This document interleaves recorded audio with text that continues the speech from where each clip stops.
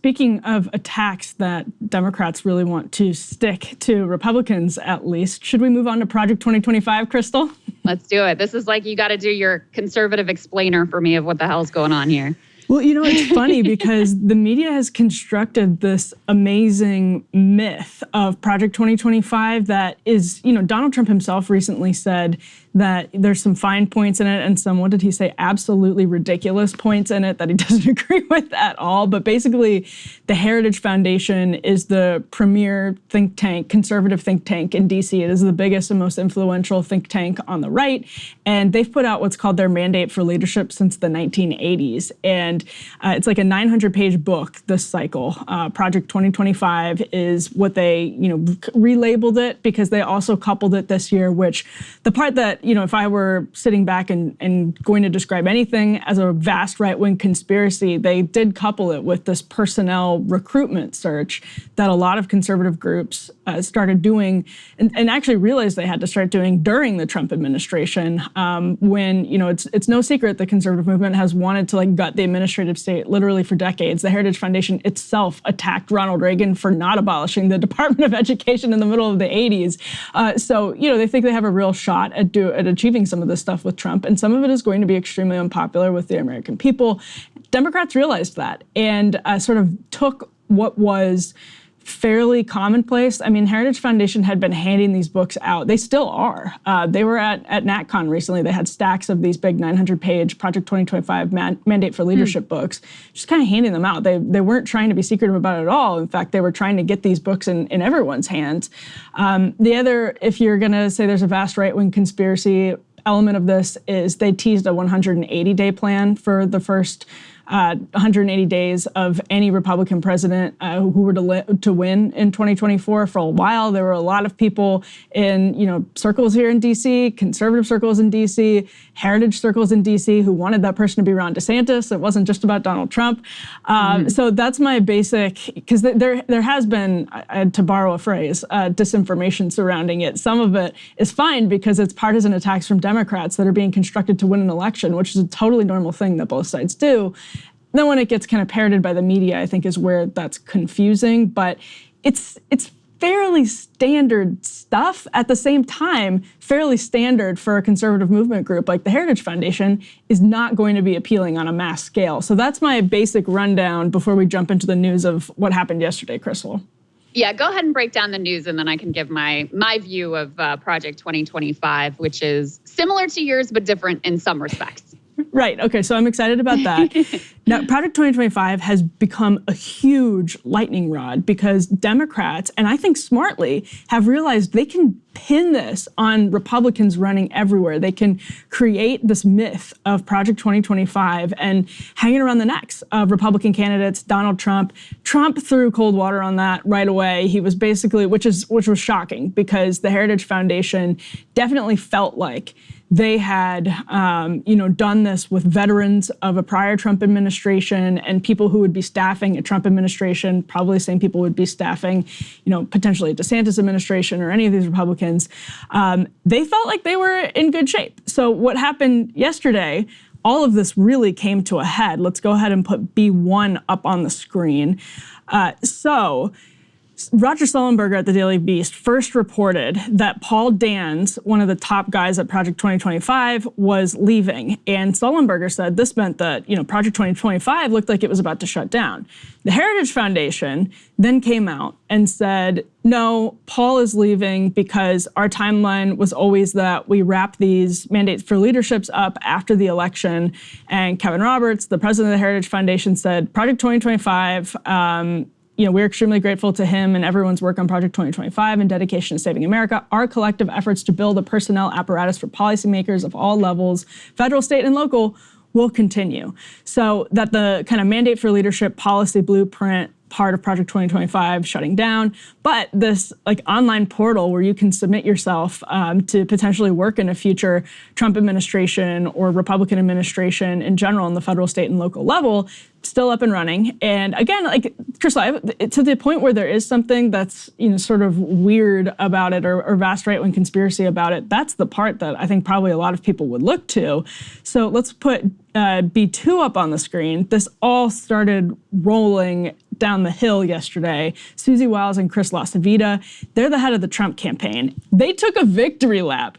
They didn't have to say a word about Project 2025. They didn't have to do anything about it.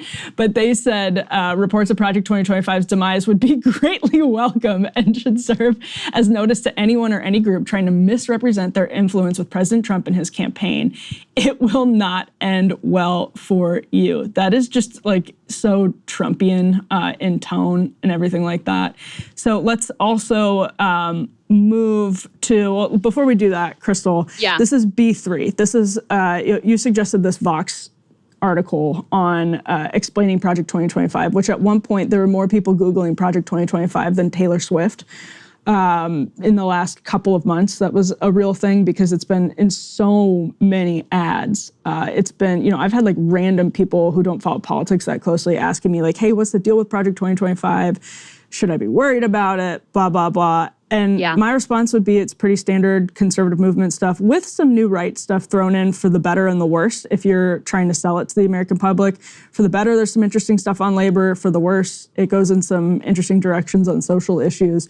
But as you've kind of looked into this, what do you make of Project 2025? Well, I mean, I think it's terrifying in the same way that like ideological conservative government is terrifying to me. And frankly, to a lot of Americans who are reading this and are like, holy shit, that's what you guys want to do here. Some of the language is jarring, right? Like there's this line that says, pornography should be outlawed. The people who produce and distribute it should be imprisoned. Educators and public librarians who purvey it should be classed as registered sex offenders. And telecoms and tech firms that facilitate its spread should be shuttered. Can you imagine Donald Trump doing that? No, of course not. But this is, I mean, there's a reason why he has gone to great lengths to try to, distance himself from this and say, I have nothing to do with this. It's also interesting, too, because he never names specifically what his problem with it is. It's just like some of it's fine and some of it is terrible. It's, well, okay, well, tell me which parts are terrible. Which parts do you disagree with? About 2/3 of the authors come from the Trump administration. There were 140 different Trump administration officials who were involved in drafting it. As you said, I'm sure all the people who were involved, in fact, I'm curious your view of like their reaction to the Trump, trashing it and all of that, because I'm sure they felt, oh, we're part of the team. We're doing the work that's going to help this next administration. We're going to be in line for jobs. He's claiming he's not going to take anyone on who was affiliated with Project 2025 at all. So shockingly, I actually think the Democrats did a good job of messaging on this because I never would have expected it to gain the popular traction that it did. And I think part of it is just that the name Project 2025 sounds really ominous and vast right-wing conspiracy-ish. So there's that. But the other problem for the Trump people is like, with the J.D. Vance pick, the dude just wrote the foreword for the book of the Project 2025 dude. And he said in that, we can put B5 up on the screen. He said literally in that foreword, the Heritage Foundation isn't some random outpost on Capitol Hill. It is and has been the most influential engine of ideas for Republicans from Ronald Reagan to Donald Trump. So that also hampers their ability to say, oh, we hate this. We want nothing to do with it. Okay, well, why did you pick someone who was so closely affiliated with it for your ticket? And, we'll talk more about this with the ladies, and I'm curious their view and your view as well. But, the two issues where the Trump campaign really feels like they have a problem are abortion and Project 2025. And Vance brings massive baggage to the ticket on both of those issues.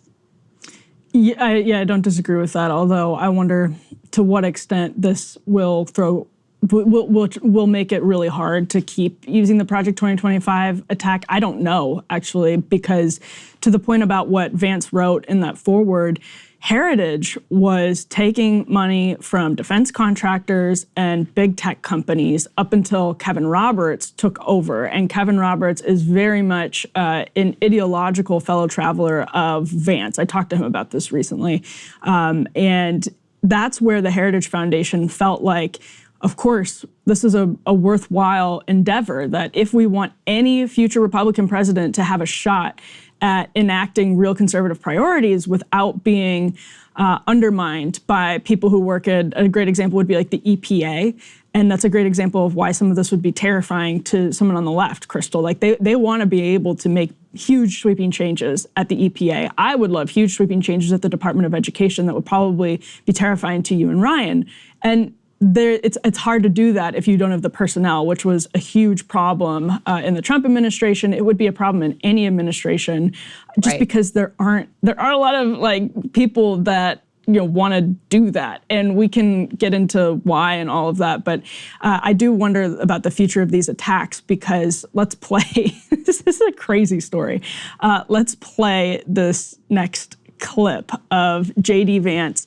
Really, I just can't emphasize enough how important the sentiment that he's expressing in this clip is, because it has come to be widely adopted by people on the right. Many of whom Sagar and I know. This is very much what they see as the most important sentiment to bring to the table in American politics from a conservative perspective now. So this is J.D. Vance in 2021, and it was posted by the Kamala Harris campaign rapid response account on Twitter. I think the thing that we have to take away from the last 10 years is that we really need to be really ruthless when it comes to the exercise of power. I was talking about this with someone earlier today, where you remember there was some threat that congressional or Senate Republicans made. If you get rid of the filibuster, we're going to do X, Y, and Z. And you actually look at it, it's like, oh, this is not that interesting. We're going to actually deliver on our promises that we've made for decades. Right? Sounds fun. This is the threat. If you get rid of the filibuster, we're going to do this stuff. Like, they're talking about expanding the Supreme Court. They're talking about adding 2 senators from heavily Democratic places.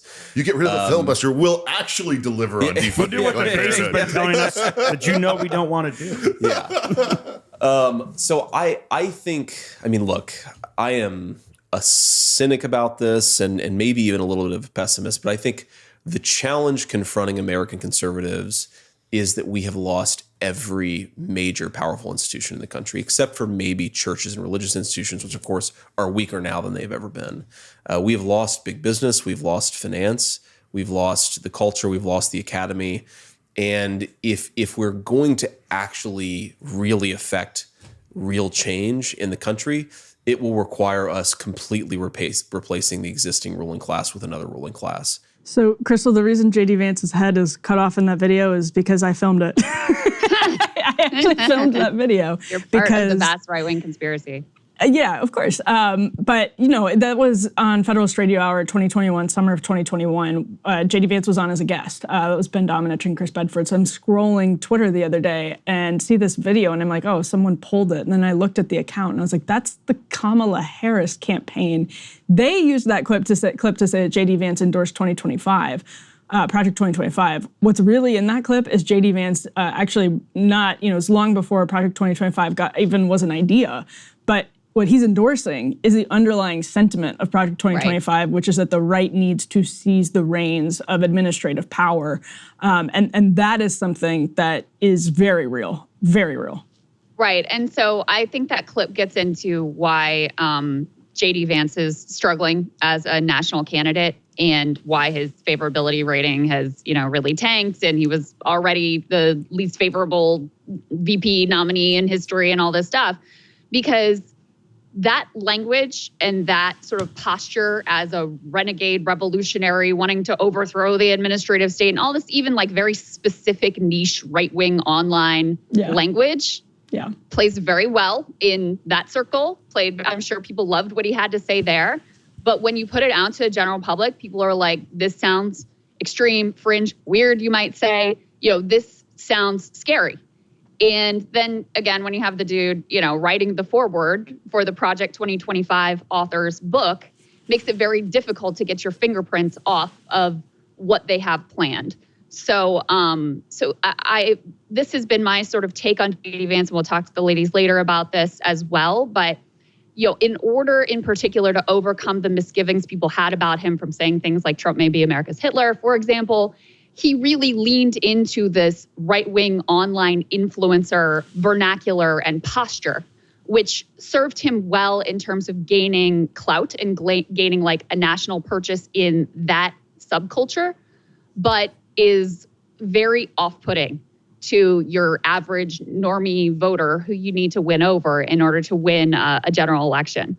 So, I am very much of the view that Vance was a tremendous mistake from the Trump campaign. I think Trump has to think he's a tremendous mistake at this point because of all the baggage that he brings to the table and how little additive in terms of electoral benefit he brings to the table. If you wanted him to be involved with governance, you could have made him chief of staff, right? You didn't have to have him with you on the ticket.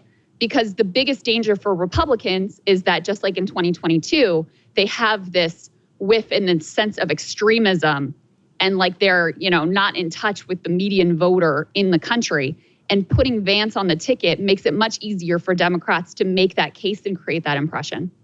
Yeah, I don't disagree with that. I mean, that talk about power actually makes me uncomfortable, and I have a lot of disagreements with it, but it's very commonplace in conservative circles here in DC. No doubt about it, although I still think Trump's number one goal in picking Vance was just to avoid picking a Pence, and you don't get a lot of options for people who are high profile and successful enough that would, certify the new electors on January 6th. So by Trump standards, I guess it's probably still a success, but we'll see how or whether J.D. Vance is a drag on the ticket. Ultimately, huge news out of the Middle East just in the last several hours, Krystal.